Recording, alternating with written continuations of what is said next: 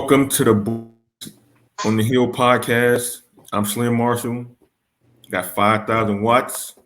Hey, Our good friend Thomas Black from traveling all over the world. Just to concession the stand Delta. man. Just to the Delta. I just went to the Delta, man. That's a whole new world, though. The Delta is. You know what I mean? Yeah, yeah. Man, man. I let me tell you. I've Hold on, Thomas hey, froze. what's up? Can you hear me? I about to say, they didn't want to tell you. They didn't want you to tell. Yeah, you froze for a minute, man. Yeah, y'all did You too. froze for 1 minute. But Yeah. yeah, it was. I've never had that feeling before, man. And I done been a lot of places, but that place is eerie. When you're in the car by yourself in broad daylight, it's eerie. Mm-hmm. Telling you, telling you, man. I've never, man. That's another beast. Now I've driven through there, been to Tunica and all that, but just to actually physically drive all the way through the Delta, man, it changed my life. Like I Yeah, know there's a new scary in my life. Tell you, yeah, yeah, man. So my don't ever my want to brother break lost. down in the Delta. Man, what? Period. You don't. Ever. You don't, man. Man, my Yeah, brother so lost from there. So yeah, man, I know all about it, man. And the funny thing, I want to tell the story real quick, Slim. But tell me why BJ rolled with me. So me and BJ were riding, he talking, and BJ told me he was trying to look for an Airbnb. So tell me why they had refurbished plantation houses that they had set up as Airbnbs. Man, that's what when I was looking for rooms, I saw when I put in the area that we was going to be in, everything that Mm-hmm. popped up was old plantation houses. Mm-hmm. I'm talking about I had the But master house in the back. I'm They had the master house in the back. Man, you saw the telling you, man, comment. Yeah. that was some It, man. I'm telling you, that was crazy. Like it, I've never experienced anything like it before. And I've yeah, man. been I've been to Mississippi a lot of times, and I've been down there a long time. But that's just one place I never really went, never wanted to. Mm-hmm. Mm-hmm. Never really wanted to, but Mm-hmm. I saw a different part of America. Still was beautiful. It's just scary. Yeah. Yeah. yeah, Yeah. yeah. I I had mean, to. like I had that. I saw the Field of Dreams for a long time. Yeah, I did too. in the cornfields. Yeah, yeah, yeah. But like I've been in the Delta twice in the last like 4 weeks. So one for a reunion and one for what we're gonna talk about now, which is the reason why it's three of us instead of four is because the kind of the show's creator and producer, co-host, our good friend, our brother Geezy Ralph Johnson, he passed away uh, 2 weeks ago unexpectedly. Actually, the day before we are going to do our show, actually. Um, just this very terrible news, not only for our group and our show, but just for his family, his children, the community where he's from. All three of us, we went down to Holiday, Mississippi, where he was born, and went to a service. It was a beautiful service. I was pleased to know that he was a loved person, not just for his baseball exploits or being an athlete, but just like the impact he had in the community. A lot of people came out to show the support. In the day, it was pretty heavy for a lot of people, and it's still pretty heavy 2 weeks removed from his passing. Yeah, Jeezy's not with us anymore. His passion for this show, his passion for Black college baseball was something that can't be replaced. And we tried to match it every week. He was intent on making this show an outlet for people who love the game, especially Black people who love college baseball, to come and get some expertise on the game and learn about the game, to be introduced to some figures inside the game, as players, as coaches, that kind of made this whole thing kind of go. And we had firsthand experience, playing the game ourselves, so we kind of realized like how big of a space we can make it. And Ralph was a really big part of this movement that we're going to continue in his honor. Before we bring on our first guest, I'm gonna go around the room and just get the thoughts that you watch and you Thomas about just the last couple weeks and kind of like what you guys have been through and kind of like what Geezy kind of meant to us all. Starting with you, Watts.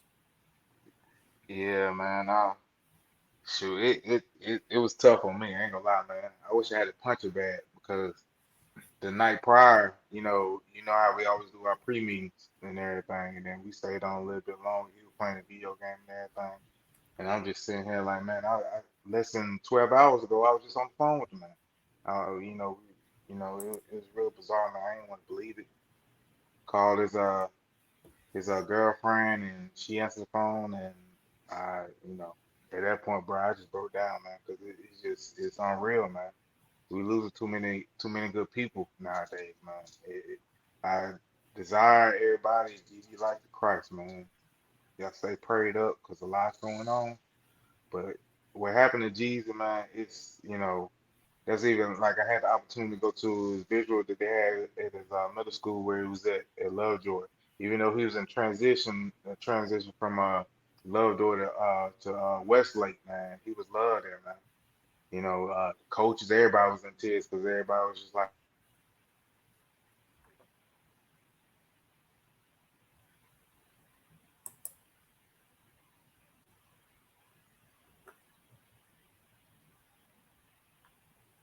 yeah, my bad. Yeah, man, I got that spectrum clicked on right now. But yeah, man, everybody was in tears because man, he's just a cool guy. And then I even had the opportunity to know that Ralph was also doing travel baseball coaching, and he was actually coaching up some of the kids that that I had when they was younger and stuff like that. So some of the kids was out there too, and they was like, "Yo, we know Coach Ralph." I was like, "Yeah, man, that's my teammate." It was just bizarre. It touched a lot of people. His loss, I would say, and I still say to this day, a lot of people still, his spirit was infectious, and just thinking about them one-on-ones when we used to have them private workouts with Coach Salt. Y'all remember when we used to have in between class, you have to go to one-on-one drills. Man, me and Ralph used to be out there clowning, man. But that's how me and Ralph just got close, bro. But then it just became a brotherhood the moment we started taking the road trips on the bus and dog pound and everything, man. Don't sit in the back of the bus because we're gonna climb. It's just how it was. But I say, uh, one bizarre moment, and I'll send this over to you, Thomas. Is I remember one time we was in Southern, and this was the first time I tried spit tobacco. Man, I messed around. Y'all probably remember, man. I messed around and swallowed some, and I'm just hee laughing. I'm sitting there warming up well and everything. I'm like, cool, man. Because Start I'm like, seeing shoot, double. man. I started seeing no. Next thing I know, Ralph got hurt, and I had to go in after I looked at Coach. I was like, Coach Johnson,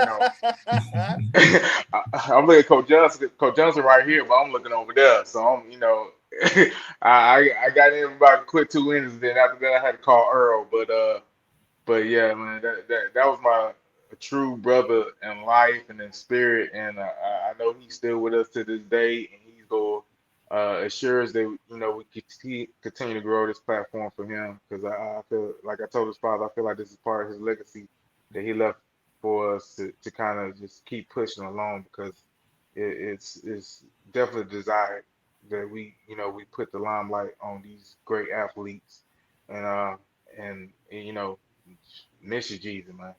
Gonna miss you, bro. Yeah, with me, our relationship, it kind of had to build. When I first got here, when I first got to Jackson State, the only person I knew was Corey Floyd. We was talking about it over the weekend. I didn't know anybody from Jackson. I didn't even know anything about Mississippi at all. I just know I wanted to come play ball, and Corey and then Slim was the one I hung out with every day when I first got there. We went out there washing clothes together, everything. Um, Jesus was the glue of the team, and when I come to find out over this past when we all got together, Jesus was a glue to a lot of stuff. And he was a glue to his family. He was a glue to the baseball players in the town. Um, he he made sure he kept in touch with everybody. And the thing about it was with Ralph is our relationship got stronger after we got out of college. You know, in college we had a lot going on. You know, people had girlfriends. Um, we hung out with different type of groups all the time. But he was a guy that hung out with everybody. It didn't even matter. But what I really appreciated Jesus was after baseball and gotten to know the person outside of Clank 30. You know what I'm saying? Me and Geezy never stopped talking since the day I left Jackson State. He stayed and became a assistant coach, everything. But in doing all of that, everything that we ever been through in life, having kids, everything. He was one of the people that I talked to at every changing point of my life. Like we had conversations about, all right, what the next thing we doing in our life. What's gonna happen to you? We always stayed in touch, regardless, no matter how long we've been out of school, no matter what we've been through. Um, we at least talked at the least once every 2 weeks, one or 2 weeks. We had a conversation, just talking, and it was built from baseball, but it became something bigger than baseball. It was about, you know, this guy really cares about what I'm doing in life. We all got kids, we all got families. We don't really have time to slow down, or we don't really think that one of us is going to leave, or we all supposed to grow old together. Mm. And he was one of the guys that I knew that when we about 7 years old, we still coming back to Jackson State. He gonna be the same one, still righteous. Rap was gonna be there. You knew he was. You talk about Lil Joe, and you talk about old school on the campus. Ralph was the genuine mascot for Jackson State baseball Yeah. or SWAC baseball. Period. Mm. He was one of those characters that everybody knew, everybody loved, everybody's going to remember. Um, and it was real hard for me to believe that a guy like that had no previous history of health or anything like that was gonna up and leave us. You know, um, it put a lot of perspective on my life and how I'm gonna move thus far. And I think his influence on me and how I move further in life, he will always have something to do with. Even no matter what I'm doing in life, I'm gonna always think about him because one of the first people, excuse me, that I always called if I was excited about anything or if I was pissed off about anything or I felt like, life just wasn't in the right spot, you knew you can talk to him and you knew everything was gonna be straight, regardless. He ain't never judge you. He ain't never judge the situation he was in. We ain't never judge each other. It was about, hey man, how you doing? How you living? Are you all right? What's good? You know, to be honest with you, he was one of the first men that I was able to really tell him that I love him and actually really meant that. I didn't understand that stuff before we got out of Jackson State. Like, I grew up with all sisters. I got three older sisters. I got a wife and a daughter. I got a lot of women in my life. But, you know, if I was to have a brother or if I had a brother, I think Ralph would be that type of person that I think that he would be like that brother in my life. Um, no matter what, like I said, we always talked and stuff like that and had conversations about life and decisions that we made and where we're going and what we're going to do and how to plan. Ralph was always there every step of the way. Like, for example, this show, me and Ralph talked about this show probably 15 years ago. We always talked about doing something. Even when I had a radio show here, I had a radio show at some point early on. He was one of the main people that called in to contribute to that radio show. I mean, people in my hometown knew who Ralph Geezy was. They was excited for Ralph Geezy to call into the show because he knew that he was going to talk crazy, going to have his own opinions, and it was just a different perspective. And everybody gravitated to Geezy here in my town without even seeing the man or even knowing the man. So, that let me know that he was an all-around person. For him to come through for me, you know, he'll call in and mind you, I had a morning show. I did this show before I went into work. I had to be at work at 8:00. We coming in doing the show. We coming in at 5:45. He will call in at 6:30 and be on the show for a whole hour talking with us about whatever subject we was talking about at that time. Let's see, what was going on during that time? Well, it was what, 2006 and 7. That's how long the TV, the radio show was, 2007. I think it was a recession. The first recession, our experience of a recession was going on during that time. You know what I mean? 2007, 2008, around that time, man. But as far as a baseball memory, this is one of the times I think me and Geezy actually got cool. Well, we grew our relationship more after this. It was two things. The first one, one thing that stood out with me. You remember the Gremlin game? Mm-hmm. When we Oh yeah, fighting. we got Okay. fisticuff. Yeah. That's what we call a fisticuff. All right. So I think we done hit on this story several times during the show, during the season. But the real story, how it all started was all right. So we was playing Gremlin at home, and I think we was up at the time, and one of the Gremlin players hit a home run. All right, cool. And I don't know. Was it 3 home runs back to back to back, or was it 4? It was 3 in a row. It was 3 in a row. 3 in a row. Yeah, 3 in a 3 row. home Yeah. runs back to back. We're not even gonna speak on who was pitching. Pitching, yeah. Right. So we in the field. It's hot. We're like, well, we hit 1 home run. We're like, all right, cool. In the SWAC baseball, people that don't know, I don't know if they still do it or not, but they had chants and they had rally songs and they was singing and they be dancing like they seriously, we showboated in our conference. At any time that you can possibly showboat, they did, because that's just like street ball. You're gonna talk stuff, you're gonna play the ball. I had to get adjusted to that because I was like, I come from up here. We don't do none of that.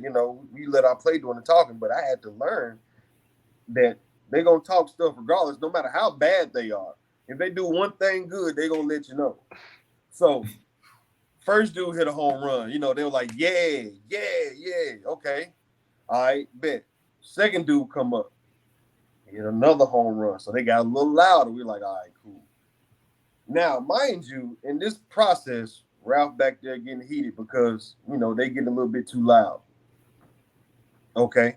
So same pitcher, he laid another one right over. They went back to back to back on home runs. Coach done called timeout. We out there, man. What is you doing out here?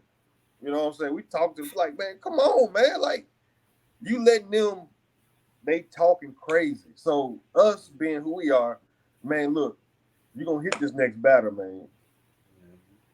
Hit the batter. Everybody was on the same page. We're gonna hit the next batter just to send a message. The pitcher didn't want to hit the batter. He didn't want to hit the batter. He tried 3 times, I think, and he missed him. He threw off-speed pitches. Ralph getting heated back there, like seriously, dude, seriously. And then when he finally hit the dude, I think it was like a curveball on the kneecap. Dude started talking stuff. Ralph stood up. We're like, oh hell. So they going back and forth. And the first The first thing Ralph do, and now we get ready to fight. Now, mind you, a catcher got catcher's mask, chest protector, knee pads. He padded up.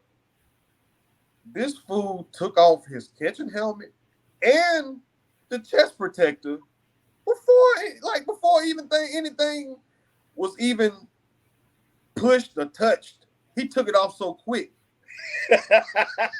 I mean, it was like all in one motion. The hat, helmet came off, and chest protector, and we all come rushing in. Now, mind you, a lot of stuff going on, people pushing everything. But out of everybody that got singled out, now we knew Ralph was gonna get singled out. They singled me out. This dude came over to me. I wasn't even trying to push nobody. Nothing. Dude touched me. I'm pushing back. They said I swung on him. I don't know. I don't remember. You know what I'm saying? But all I know is Coach pulled us off to the side. You two is going to get suspended for one game.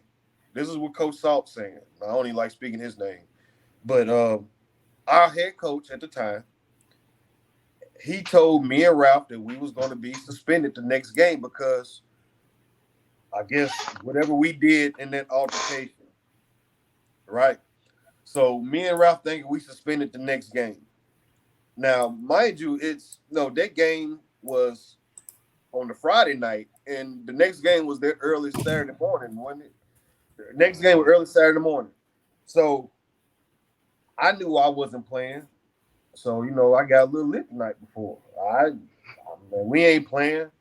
So me and Ralph, we come in, we strolling in, we just sitting down, everybody getting ready. We sitting down chilling.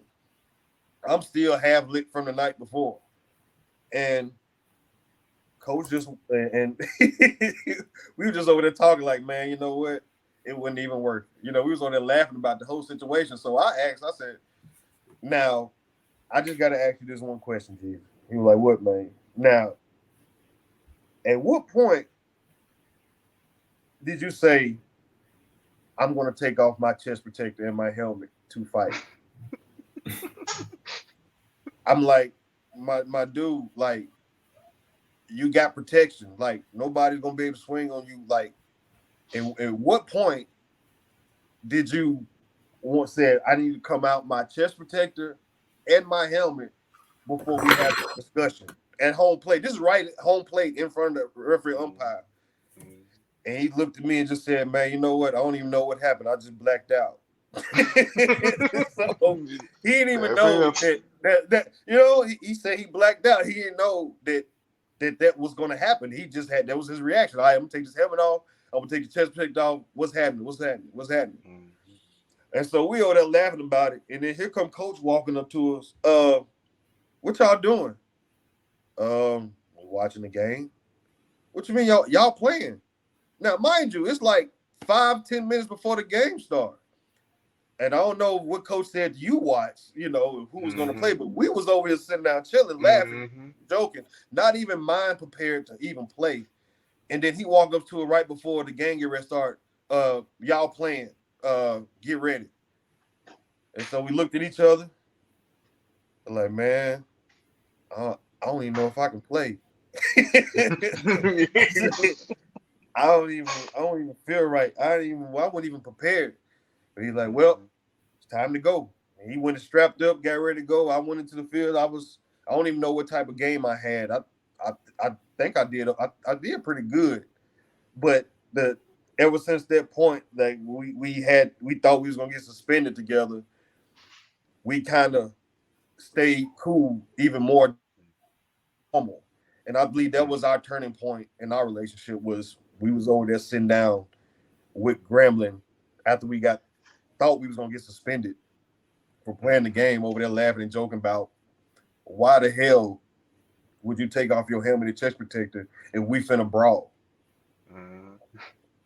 So, so many stories. We probably end up keep saying stories later on that's going to pop up as we going on through the season and the game. But that was a turning point for me and him and our relationship was when we thought we were suspended together in the Gremlin brawl. That was a really memorable time. Yeah. I remember that. I remember like jumping off the bench for no reason because I saw everybody else running on.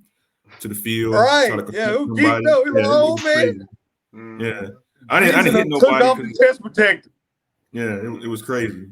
Yeah, but we're gonna bring on some more guests to talk about our buddy. I'm gonna bring him on right now. We got Demario Webb. My bad, Dr. Demario Webb. No, there you go. The doc is in the house. There you go. Doc Going is in the house. Going on. What's up, man? We got Josh Station's baseball coach, Kevin Whiteside. We got cricket in the building. I see you, cricket. We got cricket in the building. And my man from Sweetwater, Alabama, Oh, Raphael Lockett. that boy. All right. Oh, look at it. Arrested Development. Listen. Everyday people looking. Man, man, already. Man, it feel like 03 up in here, 03 or 4. Oh, man. Yeah, so fellas, thanks for joining us, man. We wish it was for a better time, but I mean, appreciate you guys hopping on for a little while tonight. I understand Demario, after he heard that Ralph passed away, he kind of started an initiative online to help with the cause. Could you tell folks about that and what kind of drove you to do it? Well, I mean, anytime one of our brothers, we're all family. So if something comes up, anytime anyone needs anything, I'm just willing to do what I need to do to help the cause. But to get to the point, Thomas Brown, I have a question for you. When did you know you were in the Delta? I kind of heard your story about traveling in the Delta. When did you know you were there? Well, really, when you hit the interstate, when you're coming out off 40 and it takes you off, normally when I come to Jackson, I hit 40, then I hit 55, all interstate, I'm good. Yeah. I think I went 243 or something like that, turned off. All the buildings disappeared. Right. Everything disappeared, bro. I swear, dog, it was like something out of a scary movie, dog. You know how somebody be in a scary movie, they ride down the street and they tire go flat. Right. And there's nothing around. Absolutely nothing around. I mean, even with GPS. No, okay. Let me tell you the story of how they was clowning on me. Okay. So I got there Friday night to go to the wake. And the wake started from 2 to 5, and then they were gonna have family time. So I was like, cool. I left the house. It takes about 6 hours, 6.5 hours to get there. So I leave the house. I should pull up about 3 o'clock. So I start my journey, and then the church that they put in, whatever church they was at, I put in the GPS. I was like, cool, I'm gone. Once GPS, if you're on GPS and if anything goes out, it still gives you the path. So I'm just going along. So I'm like, damn, yeah, I'm about to pull up. I'm about 2 minutes over. So I pull up to this church. I'm in Greenville. And I pull up to this church and nobody was there. I was like, okay. I put in the church. So I go back and I start looking through all the notes and stuff like that. And actually, Hollandale has the same exact church as the one in Greenville. Right. So GPS took me all the way to Greenville. And mind you, I'm not knowing that I'm still like 30 minutes away from Hollandale. So I was like, okay, so let me put in the address. Only you can pull this off, Thomas Brown. Only you. Hey, it gets better. It gets better. Oh, it got worse for me, but it gets better. All right, so I was like, well, I'm just gonna put in the road address. Boom, boom, boom. MLK Boulevard, whatever. Now, mind you, not thinking. Every black town or every town that has predominantly black people has an MLK road. So it takes me to MLK in Greenville, which was another 20 minutes down the road in Greenville. Mind you, I'm still 30 minutes from Hollandale. All right. Then I run out of signal. I don't have a signal. I don't know where I'm at. I don't know how to get out. And so I'm thinking I'm heading to the interstate again. And I start turning down these dirt gravel roads. And there's nothing out there. Absolutely nothing. I have no signal. And I have no absolutely earthly idea where I'm at. I don't know where to turn. And every time I think I see somebody, it'd be a Caucasian person, but it's a law enforcement. Anybody that wasn't black was law enforcement. I was like, no. I got out-of-state tags. I am not stopping. So I just keep on going to where I think I see cars. I eventually make it back out to Highway 1. Mind you, a big old storm come through. Still, I don't have any signal. A Uh-huh. big storm come through, and it's like I'm coming through a cloud has actually sit down on the street. You Uh-huh. can't see through it at all. As soon as I get into that cloud, I can't see anything. It's broad daylight, no lights. I've never been able to not see in daylight when it's raining.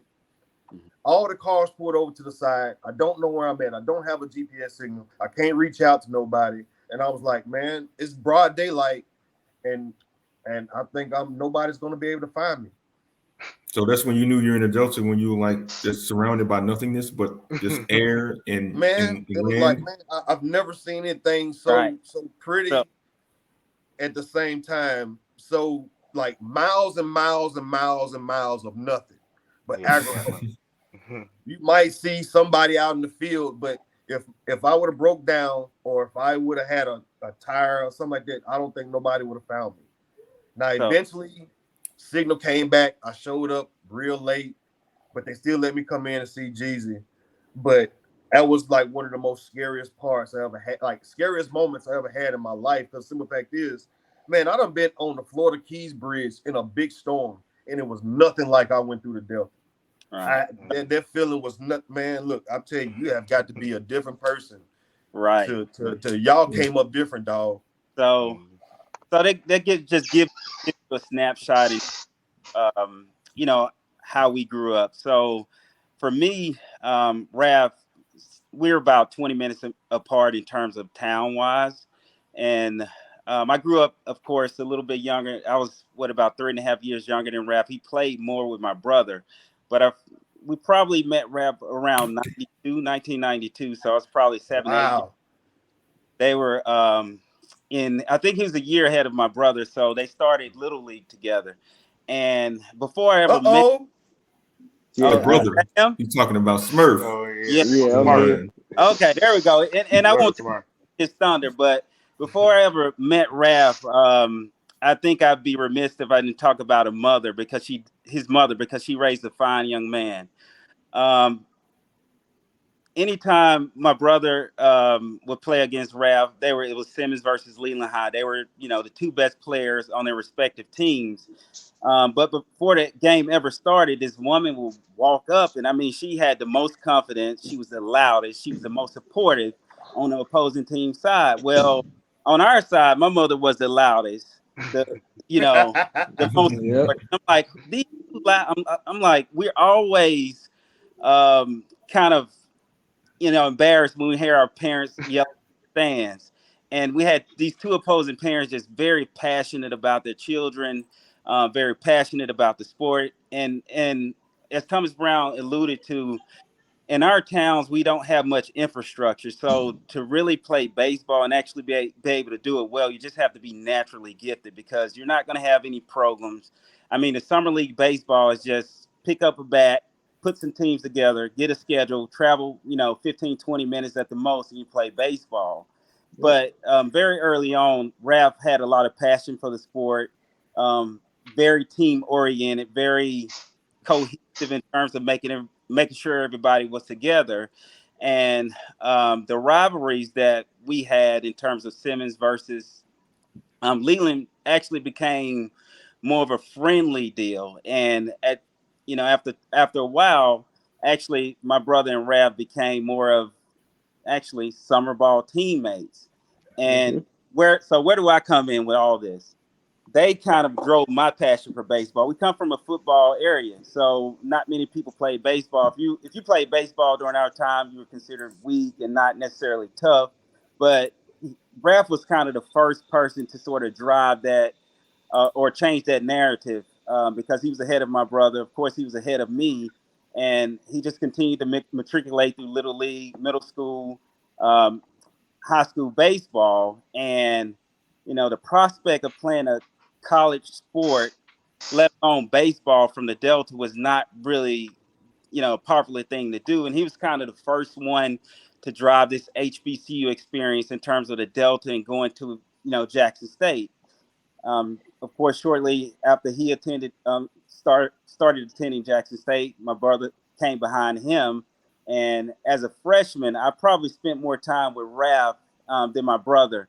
He sort of showed me in terms of navigating as a young man through the college life, which is much different than where we came from. Our high school was probably, my high school class was 60 people, right? And then you just go into this different world of, the college world and trying to figure out what do you want to do in life? How do you right path?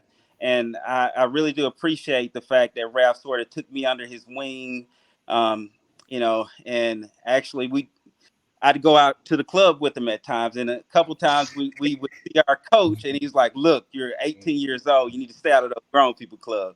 But Ralph just made sure I didn't get in trouble. He made sure I knew which path to take. And one of the most memorable experiences I had with him as a freshman, we had a game against Valley, which is in the Delta, and we played near our hometown. And I really, really wanted to play, but coach wanted to go with matchups. Of course, I'm left-handed, and they had a left-hander that was pitching that day. And it just was, I thought it was the worst timing ever. So Coach Salter ended up starting the right-hander, and I was just so upset because it was my just first time really getting a chance to play in front of my hometown. And I didn't play. I was mad about it. We ended up winning, and Rap pulled me to the side and said, "Look here, young buck, just never put yourself above the team. You always have to do what's best for the team." And that's just something I took with me the rest of my life, up until now. You have to be a team player. You have to sometimes do things that you don't necessarily want to do to help the team. So Rap was always about team, always about cohesiveness. I mean, he really wasn't even a controversial guy. I mean, he'll tell you when you were wrong, but he was always just there.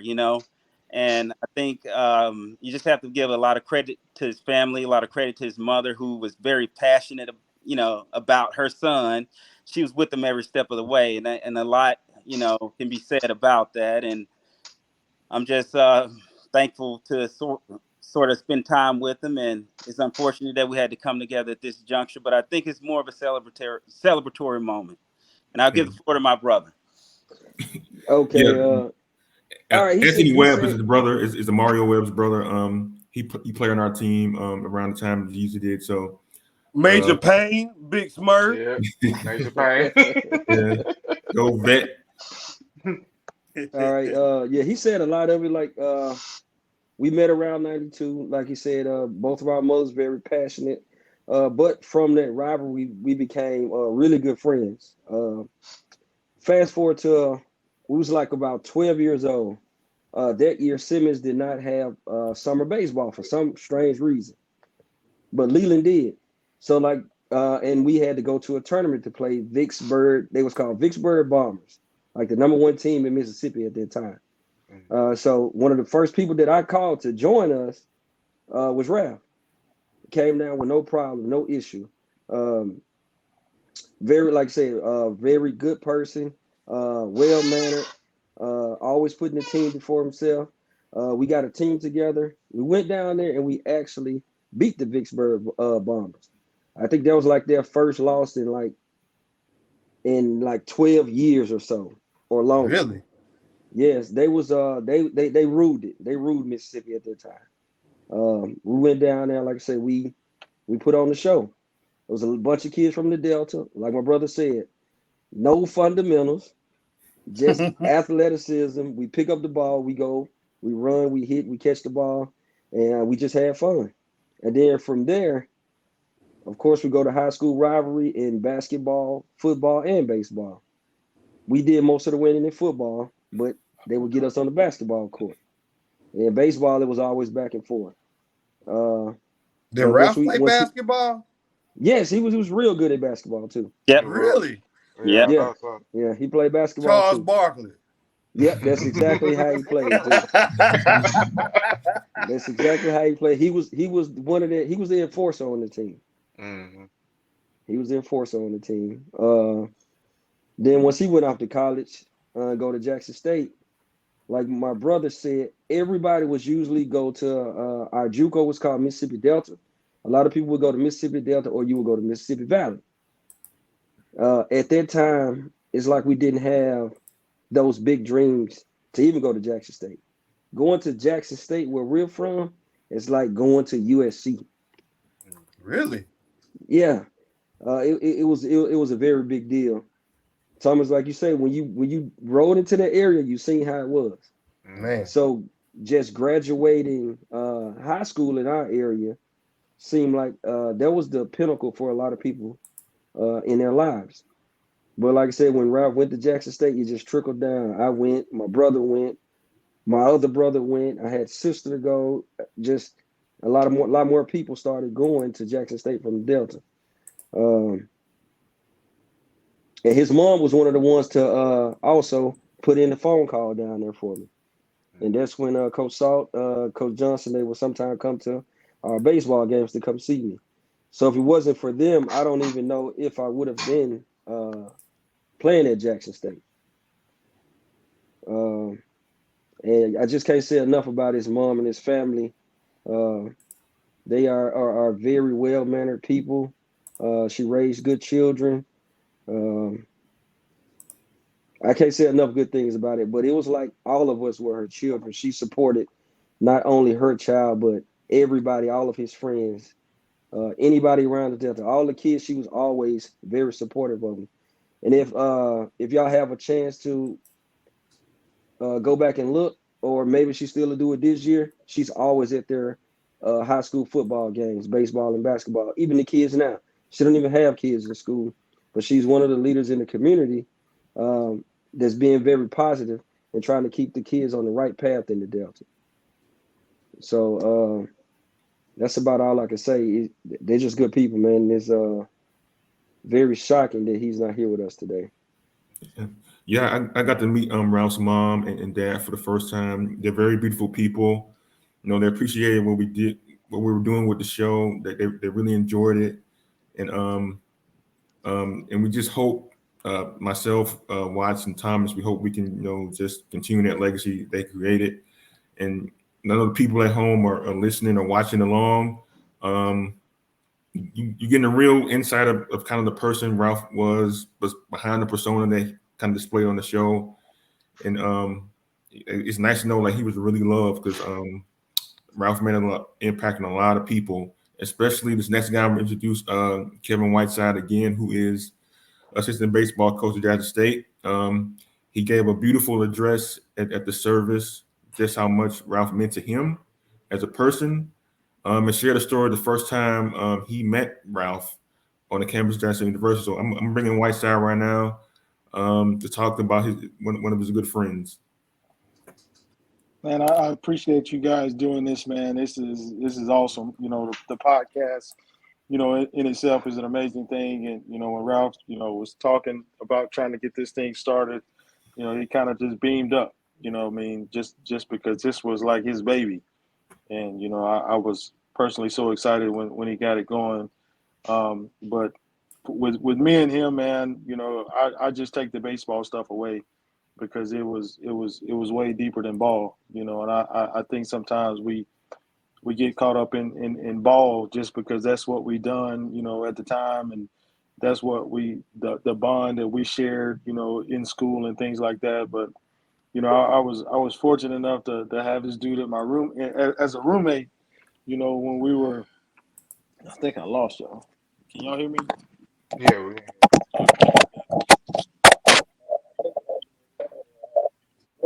Now we can. Having yeah. opportunities. Check your LP. Go. Y'all got me now? Yeah, you Yeah. good. Yeah, you You good good. now. Yeah. No, we lived together for like a year, man. So seeing this dude every day and just, having an opportunity to just kind of just sit down and talk to him, man. People don't realize how smart that dude was.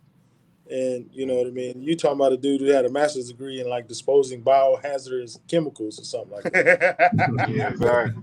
You sit there and you don't think about it. And, this dude could probably be in any field and making a couple hundred grand, but he had an unbelievable passion for kids, man. And he had an unbelievable passion of just breathing life into kids. And when he, told me he wanted to get back into coaching and he kind of found his calling, you can kind of tell that the gears started turning for him because he was looking outside of the box. And, he was trying to provide those kids, an opportunity to see life outside of Atlanta. You know what I mean? And it was just, kind of reverse of what, Smurf and Demario was talking about. You know what I mean? They were trying to look outside the Delta. We don't think about Atlanta being a big city, but a lot of those kids probably ain't never been outside of the 285 loop. You know what I mean? So he was breathing life into them and showing them an opportunity to see something outside of the circumstances. But that was my brother, man, and we shared a lot of love and respect for each other, off the field, and not being able to kind of talk to him is very difficult for me, because we talk daily, and whether it was a call, it was a text, he saw something crazy on Twitter, I saw something crazy on Twitter, we just shooting the breeze and not being able to pick up the phone and reach out to him. It's been really tough. It has. And that this is probably something that's going to be with me for the rest of my life, because that was somebody that I could consider. He was family, and for us having to kind of get in on this platform, it's just an unbelievable honor to be able to speak on him. Unbelievable honor is his mom gave me to be able to speak at the services. I could have been up there all day. To be honest, I had a couple more stories, man, but I was so nervous to try to get out what I wanted to get out. But I remember Ralph took me out like the first week I was there, because Smurf, Smurf was my roommate when I first got to Jackson State, right? So I think I got there like on a Wednesday or something. Like it was just random. And so like Thursday, I was trying to get my classes. Then Friday, because I got Jackson State in January. So he came, bammed on the door like, hey man, we're going out. So I'm like, all right, bet. Like it's time to see it. Like I've been waiting for this. Like I want to see what the scene look like. So I get suited and booted. I'm talking about collar shirt, slacks, hard bottoms on, everything. I'm ready. So he was like, hey, meet me in the truck in like 15 minutes. So I'm like, bet. I think it was me, him, and Bernardo. Oh man. We jump in the truck. I didn't think nothing about it. You know what I mean? Because we jump in the truck, we get ready, we go in the suits, right? Mm-hmm. So we in line. You in suits with the hard bottoms on? Yeah. I'm in line, right? I'm in line. About to get ready to walk in the suits. And I'm just kind of like just looking around like, man, this something ain't right. You know what I mean? Because like, we trying to go out somewhere in Tuscaloosa, you got to be in a collar shirt. So that's what I'm thinking. Like, so I'm looking around. I'm sitting there thinking, like, man, I might be that guy. So I lean over. I'm like, Ralph, like, what's the deal, man? Like, you know how he is. He starts shaking his hand. My bad. I forgot to tell you. He said, yeah, you might want to go back to the truck and put those old beat up ass Jordans I got on in there, because if you don't, your shoes gonna get messed up. Oh, And yeah. it was just stuff like that, man. Is just because he didn't even think about it to say, hey, Whiteside, you know what I mean? You might probably want to go in there and change clothes. Like, that's just who he was, man. But he's just unbelievable spirit, unbelievable person. I'm going to miss the hell out of him, man. I am. I think we all got a unique relationship with him. You know what I mean? Just as the person who he was going to speak his mind. If you didn't like it, so well. Right. He was going to tell you what he thought. Right, wrong, and indifferent, but you're gonna know where he stood as a man, and my prayer is for us as his baseball brothers is to kind of continue to just support his family, his kids and his mom, and whatever we got to do to just kind of be there for them, because I know if something happened to me, I know he would do that for mine. And Thomas, Watts, you and Slim, man, y'all keep this thing rolling, man, and kind of continue to grow this thing and blow it out of the water, because I know that's something that he wanted to see just bust wide open and make this thing a national thing, and because I think when people first thought about it, they thought it was going to be a Jackson State thing, and it's far from a Jackson State thing. You know what I mean? We do have Jackson State guys kind of leading the charge, but this is a national thing. This is just bringing light to just everything. And anytime you guys need me, man, to jump on this thing, I'm more than willing to do it. I was kind of sorry I was a little running behind tonight, kind of finishing up some Team USA stuff here in Cary, North Carolina, just Ralph was so excited when I told him I was coming here to do that. He'd be more excited for your stuff and what you got going on than his stuff. And when he got the job over at Westlake, it was kind of reversed Yeah. because we used to always have this deal was, if I'm talking to him about a job or he's talking to me about a different situation, and it'd be like, what the hell are we talking about this for? Because you already know what you want to do. You know what I mean? But you just kind of need your brother to just kind of give you that confirmation, like, yeah, this is the right thing in which you need to be doing, and every time I called him, every time he called me, we were just kind of validating what we already thought. But, that's probably the biggest thing I'm going to miss about him, is not being able to just, hey, man, what do you think about this? And, that's probably the biggest thing because, y'all know me. I don't really, I ain't out there. I don't talk to a whole lot of people. And, I'm just kind of to myself a little bit. But, he was one of those dudes, man. You can just really, anybody, just open up to him and he was going to shoot you straight. But, I love him. I'm going to miss him, man. And we just got to continue to just, keep his legacy going. And I'm going to try to do some different things, baseball season this year and try to make sure we honor him and do the right thing by him. Yeah. Yeah, I'm like you, Whiteside. Like, I remember when Juan Soto got traded last week, I'm thinking like, damn, I gotta text Ralph about this. See what he think about it. And I'm like, I can't do that no more. I'm pretty sure he would have done the same thing on my end. But I never seen like Ralph get like too emotional before, or like heard him get too emotional before like, about anything. I remember when I proposed to my now wife back in 2018, I asked him like if he could be my best man at my wedding, and he broke down in tears because like it meant that much to him. I thought like of that of him. He appreciated it so much. Like he came to the wedding, he took over with his personality and everything. He had everybody laughing and feeling good about themselves. Like my wife is from Jamaica, and so like her Caribbean family, like who is this guy that's making all this? I'm like, that's Ralph, man.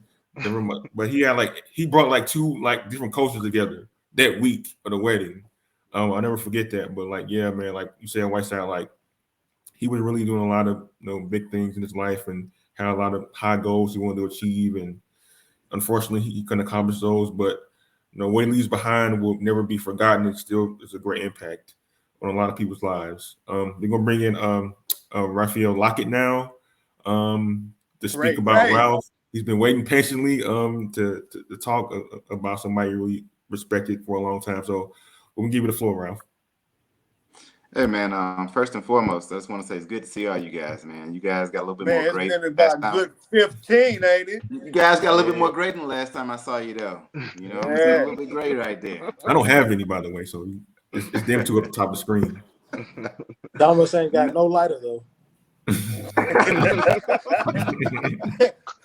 Hey man, I ain't trying to be Sammy Sosa, man. Hey, Yeah.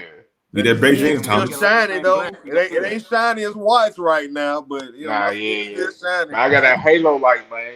Man, gotta keep my skin glistening, man. No, but it's good to see y'all, man. I think that for me, I had a different relationship with Raph. When I came in, I had like met, BJ and some other people in tournaments and things like that before we played in Jackson. But I kind of committed to Jackson sight unseen. Salt kind of sold me a dream. Went in there, with the prospect of playing early, and I met you guys, my brothers, man. It was probably the most wonderful experience I ever had. But the first person I met on campus when I came on a visit that summer was Ralph. And Ralph saw me and he was like, hey, he's like, what's your name? And he's like, my name's Raphael. And I was like, well, my name's Raphael, right? And his personality was so big that I just could be me, right? And I think that's what he allowed me to do, is just be Ray, right? And so, that's what I told everybody else my name was, because that's what it is, right? That's what family calls me. And you guys are my brothers, and he definitely treated me like family, right? We were engineering students at the time. And we started out, in the computer engineering, trying to study and go, and me, him, and Nato and Nick, and just trying to go through it. And with Raph being a year older than us, he would go out, and get to study the old test or whatever we needed during that time. If I needed to ride to, like you mentioned, Soups or to the club, he was always there, just to kind of see and look out for us. You know what I'm saying? There were nights that I didn't have any money, And he was like, "Hey man, we all get in the club tonight. We're gonna line up Yep. 20 of us, and if they ain't letting us all in, we ain't going in that joint. We ain't going in there. Like period, right?" And so, just the amount of love that he showed me, not only like, in the bullpens, the catching, the talking, me and, the guys that you guys don't want to talk about, the former coach. I used to throw at him every day, just didn't respect him. So I threw at him, and Ralph was like, pulled me to the side one day and he was like, "Man, Ray, you can't be throwing at the coach, man, if you're trying to play. You know what I'm saying? You can't just be taking him out." Man, Ray had a nasty curveball, man. Like, He it was did, crazy. man. Your curveball was nasty, bro. Oh man. Man, you remember that screen, Ray? You remember that screen he used to put across, man? Yeah, man. Bruh. Yeah, man. But like just competing with you guys every day kind of made me better. Just watching him made me better because like Ralph gave me the confidence to do whatever. If we were acting crazy out there in the mound, or if I was having a wild day, or just kind of being with you guys and the brothers, he was like, "Man, just calm down. Do what you can to support us." And I always respect him for that. I think that in terms of a teammate, I heard some of you guys say that he only cared about winning. And I thought that was the best thing I ever thought about him was that, no matter what we were going into, whether we were down, up, pitching, playing, whatever else, he always looked out for brothers. And I asked Ralph, I said, "Hey, Ralph, what led you to Jackson State the first time I met him?" And he was like, "Man, I always wanted to go to Jackson State." And I was like, "What?" And he was like, "Yeah, I always wanted to come here." He told me about his brother at Southern Miss and whoever his family and people were, they were your people. And I think that I respected the heck out of him for that because, coming from Alabama, like you said, in the country, Thomas, we got to get you back down to Sweetwater, man, and Fayette. You wouldn't last down there where we at, brother. It's different, right? But, just like I said, always looking out, man. So I'm going to miss my brother as well. I miss you guys, man. I'm glad to see you guys, and I appreciate you guys. It's funny you guys are talking about that Grambling thing, the 3 home runs. The memory I have of that is the picture that was in there, right? Coach we don't leave him anonymous, man. We don't leave him anonymous. Right. We gonna leave him anonymous. Yeah. The picture was in there. I had no idea, Thomas. You were talking about not playing the next game after you got suspended. I didn't even have my shoes at the Grambling game because I was inspecting the pitch. And so Salt was like, Ray, I know you were going to hit somebody. You ain't scared.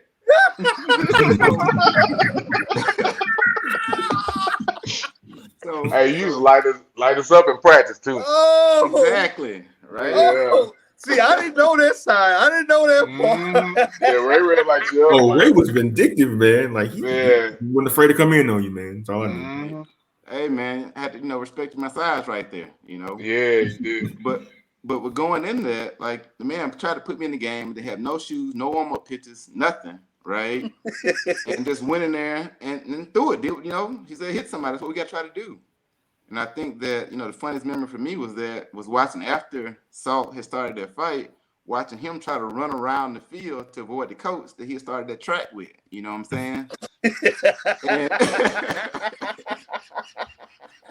So I mean, like, man, so many memories, man. Watching you guys and talking about that, kind of getting in the game just to hit somebody, then being sent back on the bench because like now you done, like everybody's tossed.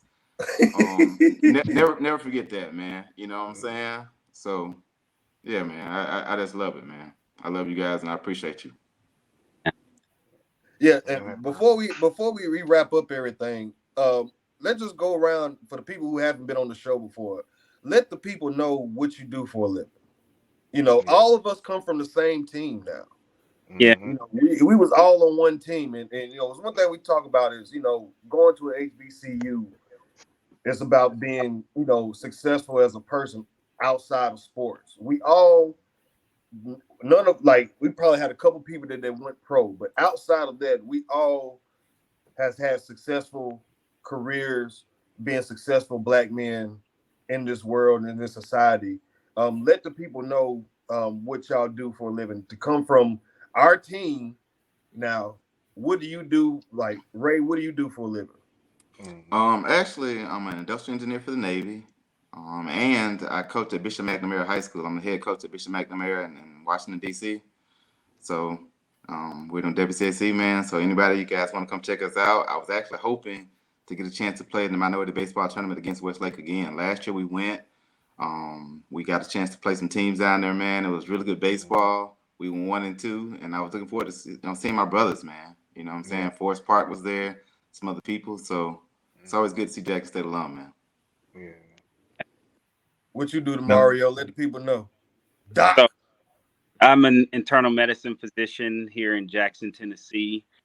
I'm actually medical director. I think we have probably about 20. So Ralph, one of his goals was me to come on the show, talk about medicine a little bit. I still do that. I don't talk enough about things we can in our community, things we can, do in our community to live longer. And even at a young age, even me, we don't expect to have it, but should anything arise, we should know how to deal with those issues. And everybody needs to hear about medicine from an adult standpoint. Like I said, if you all need me, I'm here. Yeah, and I add, man, Demario and Smurf, they were my roommates from last year, man. I swear I wouldn't made it without y'all, boy. Hey, boy, you was in Einstein's. Hey, you was in Einstein's lair, wasn't you? Man. Hey, Chris, out there. Yeah. Yeah, Demario, my boy. He's the man and the. That were them days, man. That were them days, bro. Man, we used to have that 926, whatever that hotel, Palisades, man. So, and my brother who left, he's now retired. He's a sergeant in the Army. So there you go. I'm still here. There you go. I just had to mute my mic because I got some bad kids in the background. Yeah, you got some athletes. Yeah, you got some athletes. You got that next generation. That's what you got. Yeah. About to go Major Pain on them, ain't it? Yeah. That's why I had to mute it. But actually, I just retired June 25th of this year from the Army. Oh man. So my next plan is I've actually been coaching youth sports for 7 years now. But now my plan is to go ahead and get into the school system. And go ahead and probably middle school, or I'm leaning towards middle school because here in Texas, there's a big gap from youth sports to high school. And our middle schools, when I tell you it's so bad, it's bad. Well, but like a lot of the bigger states just go straight from youth to high school. Yeah. So we can bridge that gap. I may go to middle school football or I just might, I don't know what I'm gonna do. I just know I'm retired right now. So right, you got your feet up. Yeah. Capital R right there, man. You ain't got no more PT.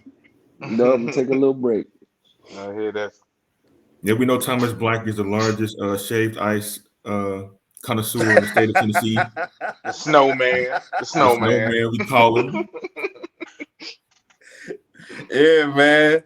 Hey, like I said, I'm second. I'm gonna go with Smurf on that with the middle school, man. Like my nonprofit with the kids, we focus on the middle school side because that's a big, like you said, that's a big transition, and that's where you catch them, man. Like middle school is the route to go. So I hope Smurf go the middle school route because a lot of kids need that bridge in between being a kid and going into high school and into adulthood, man. Because that's gonna change a lot of kids' life at that age group right there, man. Oh, by the way, hey, Demario, hey, you speak perfect, sir. I mean, you got that doctor voice now, don't you? You do, man. Yeah, hey, freshman coming in, right? What's going on, man? What y'all doing? hey. Hey, you knew you was from Mississippi, sir. Yeah. Hey, I'm proud of you, sir. Hey, you done came along, bro. dog. I appreciate that. Hey, crystal clear, man, HD voice. We got Ray. Everybody's doing great. I just love the fact that we all come from one team and we all are doing so much big and successful things in society. And like I said, this is not the end of it. We got a whole squad. Yeah. Everybody good. Everybody's taking care of the family. Everybody is doing their thing in life. And like I said, and I want to encourage all kids, like I said, if you go to a HBCU, they teach you more than just sports. They teach you how to be you in the real world. And school is for you, it's for us, for people like us. It's built for us. So, don't secondhand a HBCU because it's more. The school is more for us and it's more to us, and they teach us more about everything in the world, and they get us ready for the world. And if a prime example, we all was on the same baseball team. We all went our separate paths, but we are all the same men. We all take care of our family. We all pay our bills. We all got good, successful careers in each different category. I mean, but we all was together as one at some point. And a lot of people, you will have those same relationships between people. You will have brotherhoods like this just by playing baseball. And we all are doing something that has, a lot to do with the connection that we had together during that period of time. I don't think that we all wouldn't turn out the way we was if we wasn't around each other, because we all took care of each other when we was there. We all made sure we was on point. It had nothing to do with just baseball. It was just in life, period. We ain't trying to mess up nothing. Don't go out here and mess up your career, mess up your life. We all was in it together. We all went out together. Like I said, we was 20 deep going to the club. And if we all didn't get in, we went somewhere else where we all could. Yeah. So, right. I just love the fact that we all are doing our thing, and we all are considered each other brothers. We had no animosity. Everybody, no matter how long, like I said, I ain't seen you, Ray, and we ain't seen each other live. Like, we talk, but we ain't seen each other live in good 15 years, sir. Yeah. Mario, saying I think I saw you in Miami, didn't? Yeah. We tried to link up in Miami, and it happened, but hopefully I can. Hope I can get to Miami. I don't know. Yeah. At least. Yeah, I mean, like echoing what Tom is saying, like it's great to see all you guys doing well in your personal lives, in your professional lives.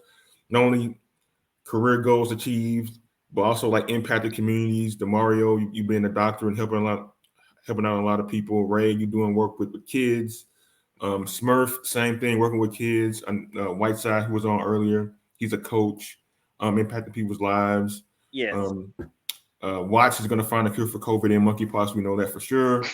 So, man, you are in the hot spot, sir. Exactly, bro. I'm so tired. Hey, man. So yeah, all of us, like Thomas said, are doing well, man, and like and not only doing well, but like representing our families and our school. And it goes to show you, like the game of baseball, being from different parts of the country, coming together and bonding, connecting. I think a lot of our bond has to do with like our head coach, who was kind of out there, I would say. So it kind of forced us to like come together and be there for each other in a lot of ways. So that's how that kind of brotherhood kind of became strong. And Jesus was a big part of that for all of us. And so he definitely will be missed. And I'm glad you guys took out a portion of your night to come on the show and kind of reflect on the impact you had on y'all's life, and kind of some of the stories, some of the things y'all were able to experience with them. Thanks again, guys. We appreciate it. Thanks. Hey, don't be a stranger. We want y'all back on the show whenever y'all got some time. Okay. Whatever, because like I said, everybody's still in the game. Everybody's still contributing to the game at some point in their life right now. So, we want kids to see. We want more kids. We want people to see more of us.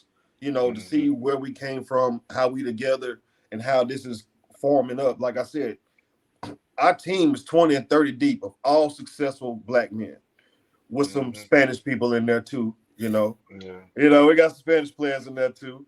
You know what I mean? But everything, I want y'all to always know, y'all always got a place on the show.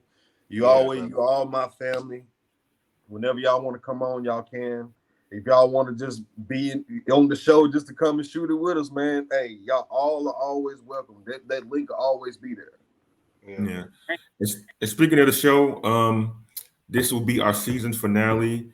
We're going to come back a little bit before the start of the next baseball season. with some new things, some more guest appearances from coaches and players. We hope to expand what we do a little bit, keep this thing rolling. So look out for ways you can view the show, listen to the show on the platforms you can find us on. We'll definitely be on social media, on Twitter and Facebook and Instagram and anywhere social media is, we'll be there. So we thought it'd be appropriate to do this show tonight in honor of Geezy and just do right by him, because I know like he would want that for the show. Like he want to keep this thing going, no matter if he's there with us or not. So we appreciate all the folks who listened in and watched all year long, as we continue to grow this thing from the first week of the season to up to this point right now. And we can promise you that it will be much better season 2 than it was season 1. We were just getting our feet wet. Now we actually know what we're doing. There'll be a lot of surprises. Hey, boy, hey, there's been a lot of nights we freestyled that thing. Yeah. And it still came out nice. Yeah. Y'all remember that